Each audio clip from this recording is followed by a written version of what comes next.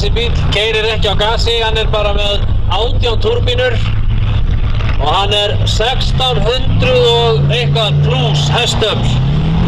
Sjáðu þið núna.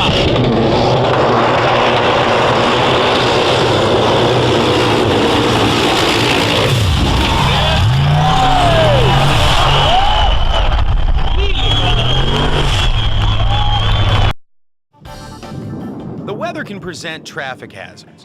Take rain. It's a hazard from the moment the first drops fall. This is when rain first mixes with oil and dust on the pavement. It's very slick. This is what happens. The dirt and oil float to the top of the water. So tires ride not only on the slippery surface of water, but also directly on the even more slippery surface of oil and dirt. It's no wonder so many crashes happen just after it starts raining. Eventually, dust and oil wash away, but plenty of hazards remain.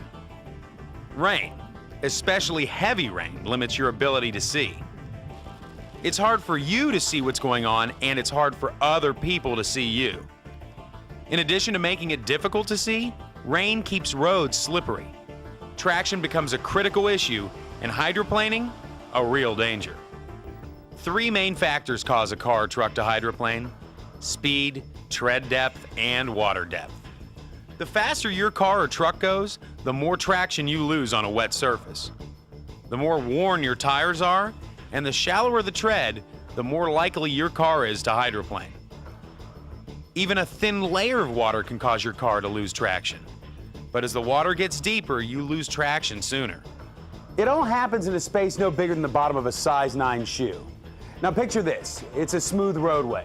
There's moderate rain, and you're traveling at 60 miles per hour. Under these conditions, each tire has to move away about 1 gallon of water every second. All in a space no bigger than this shoe. Leaves on the roads can make for slippery conditions. It's important to drive a little slower to avoid getting into an accident. It's also difficult to stop on wet leaves if you have to brake quickly. Some people 22 News talk to take precautions when there are wet leaves on the ground. Yes, I do. Of course, when I'm driving and then getting your gutters clogged, because your gutters can flow and overflow and they can flood the house. So yeah, my husband and I rake leaves like every weekend to make sure the wet leaves don't infect our house or our driving either. And that can cause streets to flood. If you have a storm drain in front of your house, you should try and clear it to be ready for the next time it rains.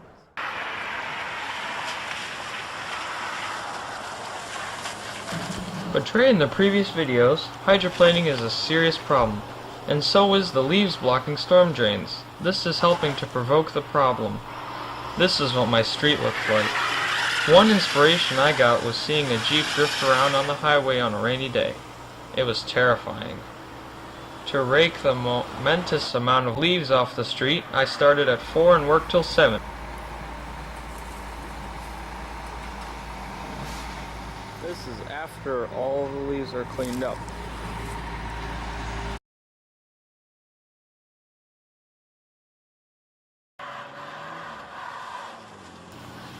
Yes, and now you might be saying that there are people to clean up leaves, but they get it off the main part of the street, and not the little crevices in the roads and the drains, which is the most important part of the area